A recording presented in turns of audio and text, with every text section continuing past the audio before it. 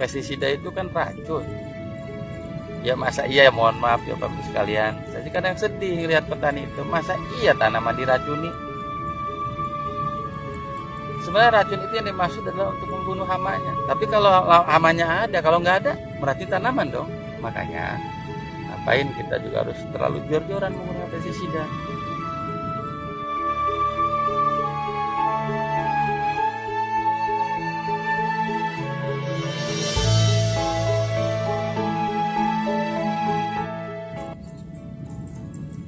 Assalamualaikum warahmatullahi wabarakatuh. Sahabat Sinergi PTB, perkenalkan saya Haji Mamunid, konsultan dari PTB untuk produk eco farming ya.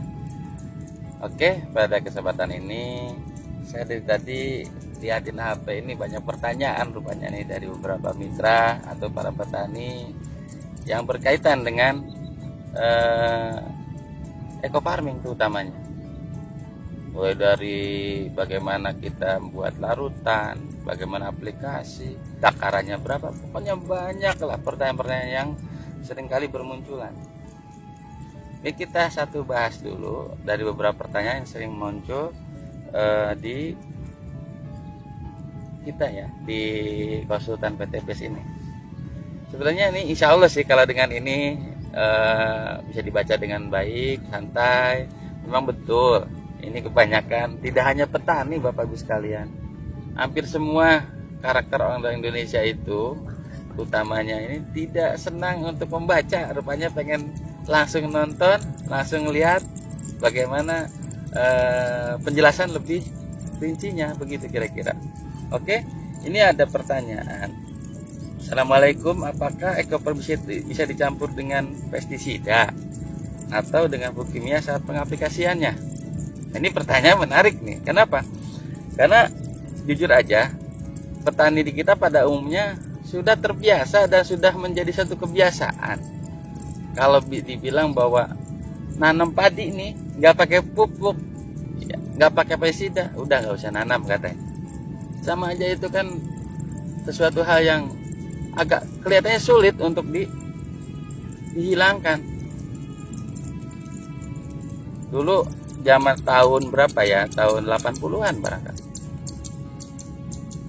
atau 70-an lebih jauh lagi, orang dikenalkan leukemia aja pada lari, pada gak mau dengan alasan apa dan sebagainya. Dan itu cepat atau lambat alhamdulillah bisa diminati oleh petani leukemia itu. Nah sekarang berbalik lagi nih, dengan diperkenalkan mereka juga tetap menolak dulu. Nah supaya ini bisa clear ya, antara kemauan petani, antara dengan petunjuk produk yang tadi ditanyakan, apa boleh pupuk kimia itu bisa diaplikasikan dengan eco farming? Jawabannya adalah kalau dengan pupuk kimia masih boleh, dengan catatan tidak bersamaan waktunya, tidak pada tempat yang sama. Jadi harus ada jeda waktu.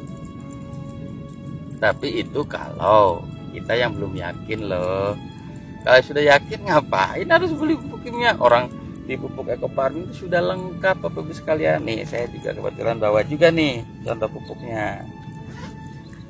Nah ini tuh di sini udah jelas di komposisinya, ada izin Kementannya. Nah, ini ada kandungan nitrogen, itu kan urea kalau pupuk kimianya. Ada kandungan P-nya itu SP36 atau kaliumnya ya dari KCl, bahkan yang sudah di mix itu NPK namanya.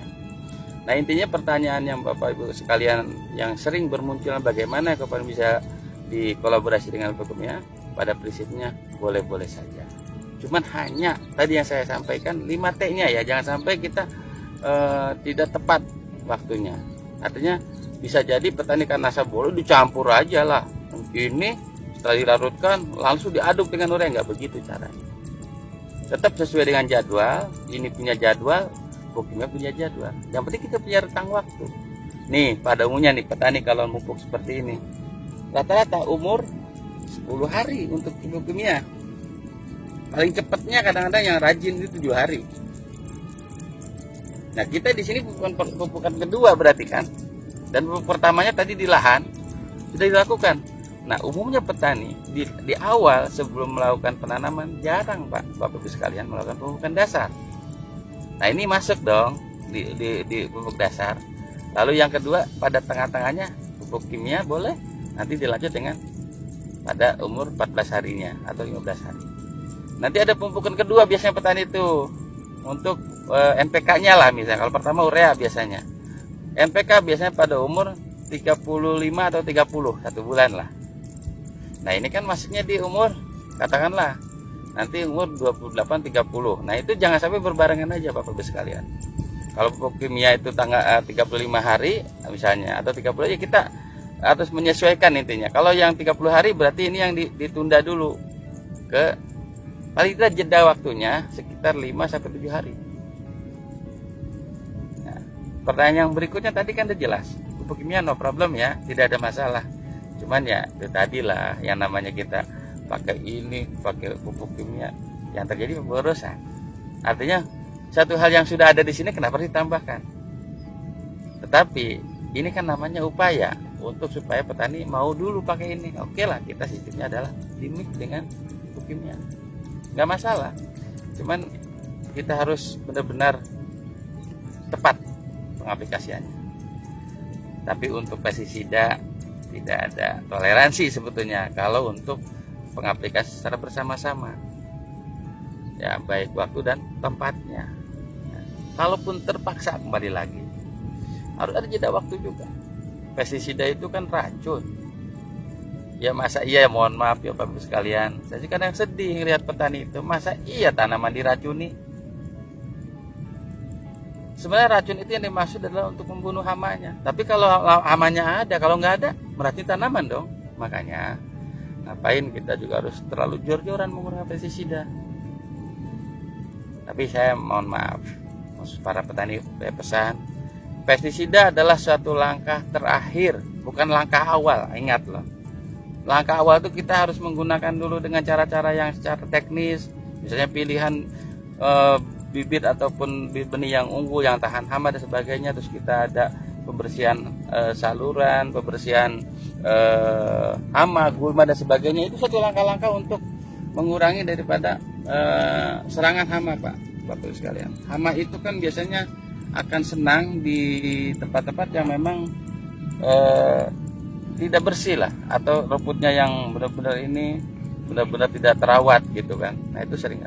Yang jelas intinya bahwa eco farming dengan pupuk kimia masih bisa. Bahkan ada toleransi dari pupuk eco farming itu boleh menggunakannya dalam batas 20%. Artinya begini, ini perlu Bapak Ibu sekalian, mitra PTPS.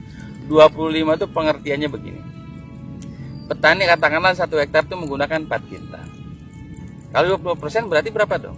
100 kintal. Sering ini multi tafsir yang terjadi. Ketika 20% berarti jam 75 eco farming, bukan begitu. Eco farming tetap full. Kalau satu tutup jangan dipotong ataupun yang dikurangi, tetap aja. Cuman penggunaan pupuk ureanya kita kurangi begitu.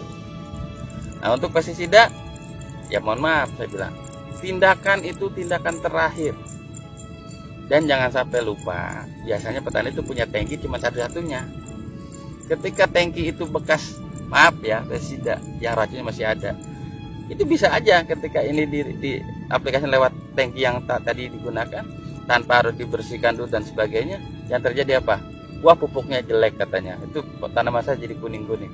Itu kesalahan yang dilakukan tanpa disadari. Sebetulnya ada cara khusus bagaimana kita untuk supaya efektif ini.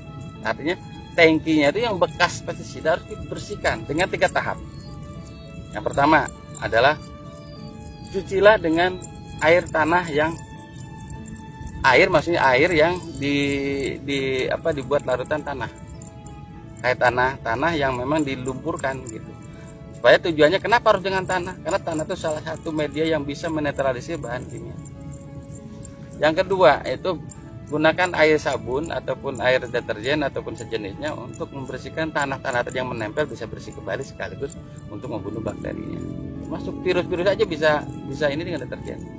Yang terakhir, sterilisasinya dengan apa? Dengan air panas. ketika tahapan dilakukan tanpa harus beli tangki yang baru. Ya syukur-syukur petaninya siap untuk menghadapi semuanya dengan beli tangki baru, pupuknya baru, kaosnya baru lah misalnya, dan sebagainya. Jadi intinya pertanyaan tadi bahwa eco farming masih bisa digunakan atau dengan pupuk kimia. Adapun dengan pestisida, ingat, pestisida bukan satu-satunya cara untuk pengendalian, terkecuali kalau melebihi batas ambang ekonomi. Jadi bisa saja kita gunakan eco farming, lalu pada kondisi tertentu kena serangan namanya sangat-sangat luar biasa, ya silahkan, itu udah terakhir pilihan. Daripada kita gagal panen, baik kita upayakan. Oke, para petani Indonesia, saya kira untuk menjawab semua yang tadi dikatakan, bagaimana dengan eco farming ini bisa dikolaborasi dengan pupuk kimia atau tidak, jawabannya boleh. Dengan pestisida hanya pilihan terakhir saja, bukan berarti belum apa-apa semprot. Nah ini hal yang memang perlu kita edukasi para petani. Jangan sampai tetangganya nyemprot ikut nyemprot. Nah itu yang jadi masalah. Oke, sahabat petani sinergi, kita cukupkan di sini dulu. Kita nanti lanjutkan dengan pertanyaan berikutnya. Saya akhiri dan sampai jumpa. Mudah-mudahan bermanfaat. Salam petani cerdas, lahan subur, petani makmur. Assalamualaikum warahmatullahi wabarakatuh.